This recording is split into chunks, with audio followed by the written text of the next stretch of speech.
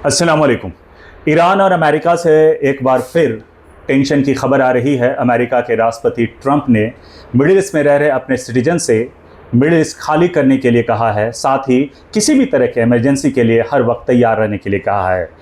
ये तमाम टेंशन हमारे देश पे क्या असर डालेगा, जियो पॉलिटिक्स पे क्या असर डालेगा, ख़ासतौर पे मिडिल ईस्ट पे क्या असर डालने जा रहा है, इसको समझने के लिए, बारीकी से समझने के लिए हमारे साथ इस वक्त मिडिल ईस्ट के जानकार, फॉरेन पॉलिसीज़ के जानकार डॉक्टर जाकिर हुसैन हमारे साथ हैं। इस नाम से आप बखूबी वाकिफ़ होंगे। इंडिया के लीडिंग चैनल्स पे ये आपने इनको अक्सर सुना होगा, देखा होगा आपने। जितने भी लीडिंग चैनल्स हैं उनके फॉरेन पॉलिसीज़ के पैनल्स में ये अक्सर आपको नज़र आते होंगे।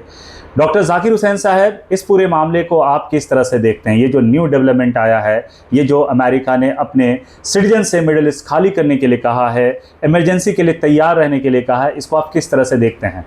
देखिए, जो हालात बता रहे हैं 24 से 48 घंटा बहुत ही क्रूशियल होने जा रहे हैं। और ट्रंप जिस तरीके से 13 दिन की बम्बार्डमेंट के बाद थोड़ा पॉज किया था, अब फिर वो करने जा रहे हैं। इसका इसीलिए जो है ईरान की जो मिसाइल और ड्रोन क्षमता है उसको देखते हुए जो है प्रेसिडेंट ट्रंप ने अपने सिटीजन से कहा है कि जगहें छोड़ दें, क्योंकि ईरान जिस शदीद से रिस्पांस करता है, जिस शदीद तरीके से हमला करता है, वो अमेरिका के सारे बेसेस को तबाह और बर्बाद कर चुका है। और दूसरा एस्पेक्ट ये है कि जब भी नेतन्याहू वाइट हाउस से वापस आते हैं, ये आज उनका 8वां दौरा था, तो उस रीजन में तबाही ही लाते हैं, एक नया प्लान लाते हैं जिस पे अमेरिका और ट्रंप जो है उस पर कार्यान्वित करने के लिए मजबूर हो जाते हैं। जाकिर साहब ये कह रहे हैं कि जब भी नेतन्याहू वाइट हाउस जाते हैं तो अपने आका से कुछ ना कुछ वो गाइडलाइंस ले करके लौटते हैं। क्या आप ये कहना चाह रहे हैं? नहीं, नेतन्याहू गाइडलाइन देते हैं और नेतन्याहू ही ट्रंप को अपने चंगुल में फंसाए हुए हैं, उनको इकोनॉमिक इंसेंटिव दे रहे हैं। और सबसे बड़ी बात जो सामने निकल के आई है वो ये है, आपकी प्लान में नेतन्याहू ने ये प्रपोज किया है ट्रंप को कि ईरान को जो है लैंड लॉक कर दिया जाए। ईरान 7 कंट्रीज़ का बॉर्डर कवर करता है, उसको उसी तरीके से रोक के सारी सप्लाई, सारी जो कुछ भी होती है वहाँ से रोक दिया जाए। ये उसी तरीके से हो रहा है जैसे मिडवेल पीरियड में आर्मीज़ जो है किले का हिसार करती थी और 6 महीना 2 महीने तक उसका हिसार करने के बाद पानी और रसद रोक देती थी और किले के अंदर रहने वाले मजबूर होकर बाहर निकल आते थे और सरेंडर करते थे। यही पॉलिसी ईरान के साथ होने जा रही है, लेकिन ईरान की क्षमताओं के देखते हुए ये पॉसिबल नहीं है, जियो स्ट्रेटजी को देखते हुए पॉसिबल नहीं है। इसके लिए हमें 1 मिनट और दीजिए ताकि हम इसको बता सकें। जी बताइए प्लीज़। क्योंकि इसके जो 7 नेबरिंग कंट्रीज उसमें पाकिस्तान है, उज़्बेकिस्तान है, आर्मेनिया है, ईरान है, इराक है और टर्की है। टर्की और पाकिस्तान जो है मेन है, इसके ऊपर अमेरिका दबाव डालना चाहता है, लेकिन हालात ऐसे हैं कि इजराइल ने पहले ही कर दिया है। ग्रेटर इजराइल में ईरान अगर गिरता है तो उसके पास या तो जो है पाकिस्तान के ऊपर अटैक करके उसका न्यूक्लियर वेपन ख़त्म करेगा और उसके बाद टर्की को टारगेट करेगा। ये दोनों कंट्रीज जानती हैं कि जैसे ही ईरान गिरेगा तो इनके ऊपर आफत आएगी, तो यहाँ पे कॉपरेशन कम होगा। यानी अगला नंबर ईरान और टर्की का है, आप ये सॉरी पाकिस्तान और टर्की का ये कहना ये तो बराबर उनके हार्डलाइनर लीडर्स ने ये कह रखा है कि टर्की और पाकिस्तान उनके ग्रेटर इजराइल बनाने में बहुत बड़े रोड़े हैं, इनको हमें निपटना पड़ेगा। और जैसा कि हम देख रहे हैं कि जिस तरीके से जो है जिविश लॉबी जो है, ज़ायनिस्ट लॉबी जो है, अमेरिकन वाइट हाउस ने अपना वर्चस्व बना के रखा है, ये चीज़ होनी ही है।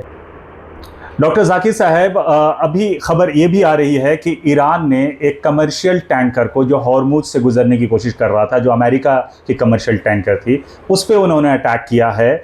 अपने नेबर कंट्रीज़ पे भी अटैक किया है, जैसे कुवैत पे उन्होंने अटैक किया। ये बात और है कि कुवैत ने उसको इंटरसेप्ट कर लिया है, ऐसी खबर भी आ रही है। तो क्या ये तनाव दोनों तरफ से सेम लेवल पे, सेम इंटेंसिटी के साथ बढ़ रहा है? जी बिल्कुल, दोनों तरफ से सेम इंटेंसिटी से बढ़ रहा है। ईरान ये कह रहा है कि हुर्मुज़ में मैंने ब्लॉकेट रखा है, हुर्मुज़ पे मेरा कंट्रोल है, बगैर मेरी इजाज़त के, बगैर टोल टैक्स किए हुए कोई भी चीज़ वहाँ से पास नहीं होगी। और ये जो इन्होंने MOU साइन कर रखा था, उसका आर्टिकल 2 जो है उसमें ये था, मेंशन था कि हुर्मुज़ का जो मैनेजमेंट होगा वो ईरान करेगा 60 डेज़ तक। और यहाँ पे अमेरिका इसको वायलेट करता नज़र आ रहा है, इसलिए ईरान ने उस पर अटैक किया। जहाँ तक कुवैत की बात है, ये अमेरिका कहते हैं कुवैत पे अटैक किया, ईरान ने कभी भी जो है सिविलियन पे अटैक नहीं किया गल्फ़ कंट्रीज़ के। ये हमेशा कहते रहा है कि अपनी ज़मीन को अमेरिका के लिए इस्तेमाल ना होने दें, नहीं तो हम अटैक करेंगे। अब तक जितना भी अटैक किया है। तो जाकिर साहब, क्या ये माना जाए कि जो MOU साइन हुए थे, जिसके बारे में काफ़ी सारे दावे किए गए, तो वो कोलैप्स हो चुका है पूरी तरह से? जी, वो पूरी तरीके से ख़त्म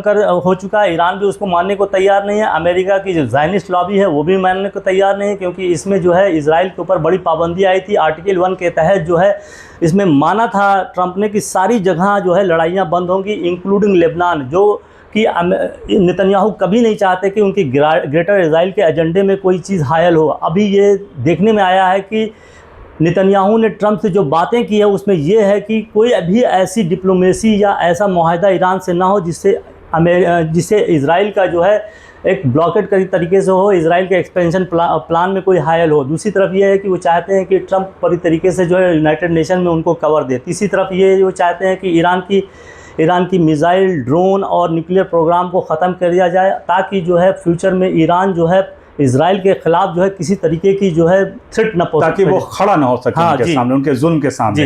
अच्छा जाकिर साहब, एक और इम्पोर्टेंट बात समझना चाहते हैं, क्योंकि वक्त आपके पास कम है, आपने पहले मुझे बताया कि ये जो न्यू टेंशन है इसका हमारे देश के इकॉनमी पे, सप्लाई चेन पे, जो ख़ास तौर पे गैस पे के बारे में हम सुनते आ रहे हैं कि जो क्राइसिस हमने देखा है, और आज ही 1 अगस्त 2026 से गवर्नमेंट ने 209 से लेकर 219 रुपये तक की जो कटौती का ऐलान किया, जो आज से लागू भी हो गया है कमर्शियल सिलेंडर पे। तो फिर ये कैसे संभव हो रहा है कि न्यू टेंशन एक तरफ दिख रहा है, सप्लाई इंटरप्ट होते हुए दिख रहा है कि इंटरप्ट होंगे, फिर ऐसे हालात में गवर्नमेंट कैसे अपने रेट को कम कर पाई है?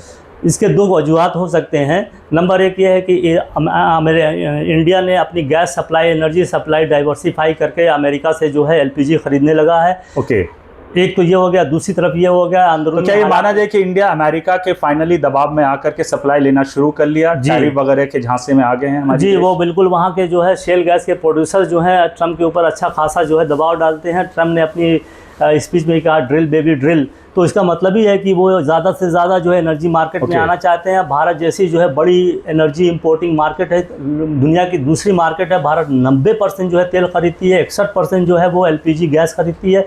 लेकिन अभी तक जो है लड़ाई से पहले तक भारत जो है 90% यहीं से ख़रीदता था LPG, लेकिन अब वो डाइवर्सिफाई किया है, 36 कंट्री से बढ़ के 42 कंट्री हो गया। लेकिन ये जो गवर्नमेंट ने कमर्शियल गैस पे जो है प्राइस कम की है, इसके 2 रीज़न हो सकते हैं। नंबर 1, कमर्शियल गैस की प्राइस हाई होने से लोग यहाँ पे कामगार जो है बड़े बड़े शहरों को छोड़ के भाग गए घर। जी हो रहा था, बिल्कुल सही कह रहे हैं। दूसरी बात यह है रेस्टोरेंट लगातार बंद हो रहे थे, जी, बेरोजगारी बढ़ रही थी। दूसरी बात यह है कि मुल्क के अंदरूनी हालात जो है, कॉकरोच पार्टी ने बड़ा बहरान मचा रखा है। इससे लिए अपीस करने के लिए भी जो है बिजनेस लॉबी को न्यूट्रलाइज करने के लिए, जो बिजनेस लॉबी को अपनी तरफ विन करने के लिए भी एक बहुत बड़ी पेशगी की है गवर्नमेंट ने। तो कुल मिला के जियो स्ट्रेटजी, एनर्जी, डोमेस्टिक पॉलिटिक्स, ये सब ने मजबूर किया है गवर्नमेंट को ये पैसा कम करने के। लेकिन याद रहे कि ये गवर्नमेंट जो है ऑयल एक्सपोर्टिंग कंपनीज जो हैं इंडिया की, उनके ऊपर ये भार जाएगा। कहीं ना कहीं गवर्नमेंट जो है सब्सिडी देके इसको न्यूट्रलाइज करेगी, जो देश के पूरे कर्ज को बढ़ाएगी। आखिरी सवाल जाकिर साहब, इस पूरे न्यू टेंशन में जो दिख रहा है, जो आपने कहा कि अगला जो 24 से 48 घंटे हैं वो काफ़ी अहम होंगे, हमारे देश का क्या रोल आपको लगता होगा? आपकी क्या पेशन गोई है? देखिए, हमारे देश का जिस तरीके से 2014 के पहले की पॉलिसी थी, तो हम एक न्यूट्रल कंट्री के रूप में जाने जाते थे, और गल्फ कंट्रीज़ और दुनिया की दीगर कंट्रीज़ हमको जो है एक मीडिएटिंग एक्सालिसी के रूप में देखते थे कि इंडिया बड़ी इकनॉमी है, वो आएगी और चीज़ों को स्टेप बाय स्टेप वो लफ्ज़ कह के जो है एक इंसाफ गोई वाली बात करेगी। लेकिन 2014 के बाद से हमारी मिडिल ईस्ट की पॉलिसी बदलती चली गई है। आज हमको जो है इजराइल के साथ खड़ा हुआ देखते हैं। अभी इंटरनेशनल जो एमनेस्टी की रिपोर्ट आई है, उसमें जो है अपनी रिपोर्ट में उसने दिखाया है कि भारत की कुछ प्राइवेट कंपनी किस तरीके से जो है इजराइल को आर्म सप्लाई कर रही है। वहाँ के गल्फ कंट्रीज़ के लोग भी इसको देख रहे हैं, ये पूरा वाइडली वर्ल्ड में चर्चित है। तो हम जो हैं अब जो है हमारी वो न्यूट्रल पोजीशन नहीं है। हमने जो है इजराइल, अमेरिका और ख़ासकर जो है गल्फ कंट्रीज़ में जो है सऊदी अरब के और UAE के साथ हमारा बहुत अच्छे ताल्लुकात हैं, उस को देखते हुए हमने साइड बदला है। और सब इस वार में सबसे बड़ी जो डेवलपमेंट्स हुई हैं वो 2 हुई हैं कि सऊदी अरब जो है अमेरिका के साथ मिलके एक जॉइंट ऑपरेशन इराक़ में करता है, जो कि पहली बार सऊदी अरब इस तरीके से आया है। दूसरी तरफ हमने ये भी देखा है कि उसमें UAE और ओमान शामिल नहीं हुए हैं, और इस तरीके से लग रहा है कि सऊदी लीडरशिप को चैलेंज कर रहे हैं। भारत जहाँ तक है वो एक वेट एंड वॉच की पॉलिसी कर रहा है, जबकि चाइना है, ईरान है, रशिया है, यूरोपियन यूनियन है, अमेरिका है, इसकी जो है बहुत ही बढ़ती हुई पॉलिसी मिडिल ईस्ट में दिखाई दे रही है। चलिए जाकिर साहब, आपका बहुत बहुत शुक्रिया कि आपने हमें इस अहम मसले पे काफ़ी सारा वक्त दिया। इंशाअल्लाह नाज़रीन, हम फिर इस मसले पे मज़ीद कोई अपडेट आएगा तो हम दोबारा हाज़िर होंगे। तब तक के लिए आप हमें इजाज़त दीजिए। जय हिंद। शुक्रिया।